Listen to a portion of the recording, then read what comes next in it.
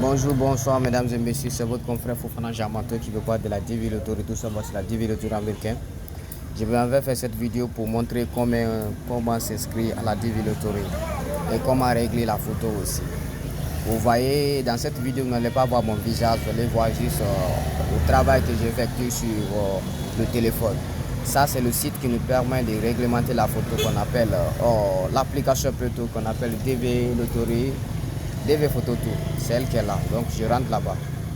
Dès que vous rentrez là-bas, vous allez voir que l'application se présente comme ça. C'est de cette manière que vous devez réglementer la photo, de telle sorte qu'elle puisse respecter les dimensions requises. Donc voici un peu comment la photo doit être.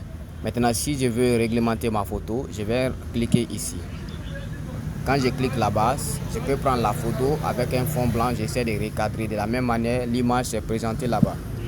Ou bien si ça trouve que j'ai déjà pris ma photo avec un fond blanc, je rentre dans mon téléphone.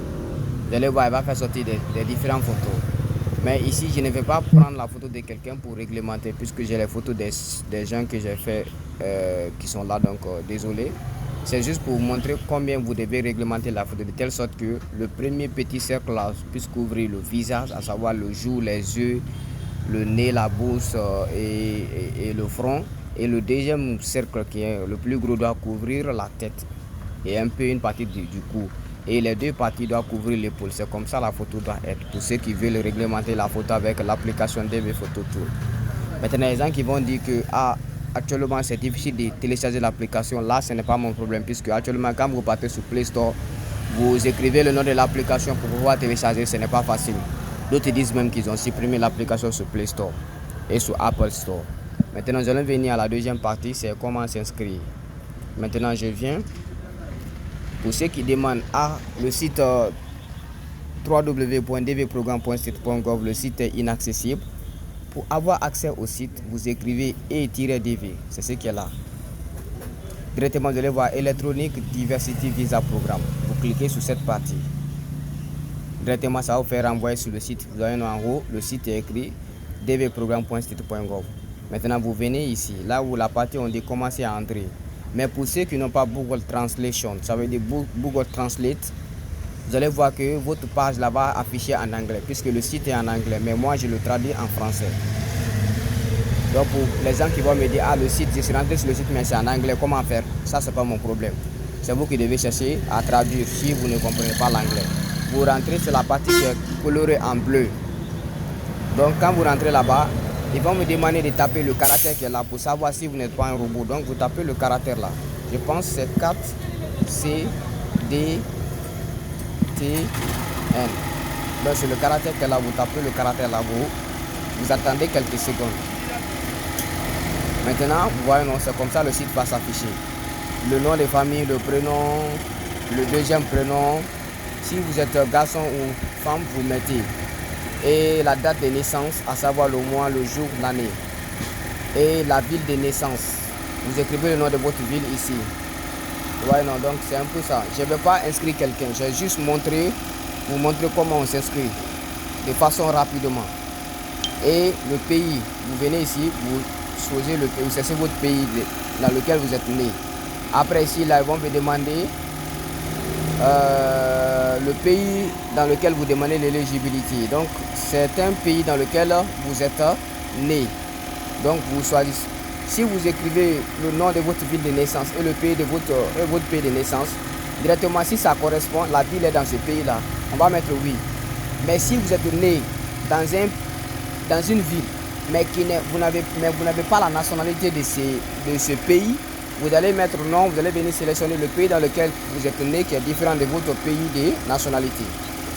Mais si vous êtes né dans votre pays d'origine, ça veut dire votre pays dans lequel vous avez la nationalité, vous êtes né dans une ville de là-bas, dès que vous mettez, ça va sortir oui, vous n'avez plus de pays à sélectionner. Donc, vous venez directement au niveau de la photo, vous cliquez ici. Directement, ça va vous envoyer sur votre galerie. Vous rentrez dans votre fichier, vous sélectionnez la photo déjà que vous avez déjà recadrée. Donc, c'est un peu comme ça. Donc, et puis au niveau de l'adresse ligne 1, le problème c'est quoi? C'est de mettre juste le nom de votre quartier dans lequel vous vivez. Et si le quartier fait partie d'une commune, vous écrivez le nom de la commune. Par exemple, je peux écrire comme ça. Je suis à Kuruda Koro. Mais surtout, n'oubliez pas, en remplissant toutes les colonnes que vous allez remplir, les lettres doivent être en majuscule. Je peux mettre Kuruda Koro comme ça. Kuruda Koro. Kuruda Koro, c'est dans quelle ville? Je mets entre parenthèses le nom de la ville. Je mets Sigiri comme ça. Vous voyez, non? Après, je ferme. Ça, c'est la partie là est finie. L'adresse ligne 3 là où c'est C là, l'adresse ligne 2, la partie C là, c'est optionnel. Partout où vous voyez facultatif optionnel, ce n'est pas obligatoire de remplir ce champ.